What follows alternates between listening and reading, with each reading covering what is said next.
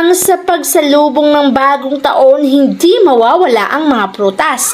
Pero tiyakin mo na ang prutas na ihahanda ay matatamis at hindi maasim kung ayaw mong maging maasim ang iyong buhay. Kung ayaw mo namang malasin, iwasan din ang mga prutas na may itim na buto. Hindi lang bilang ang ire-ready mo, kundi ang prutas na may itim na buto at iwasan pati na rin maasim na prutas.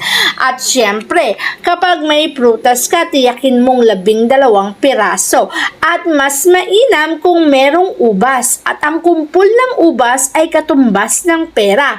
Pwede mo ring isabit ang kumpul ng ubas sa pintuan mo. Kapag nagsabit ka ng ubas sa pintuan, tiyak na papasok ang maraming blessings sa buhay mo.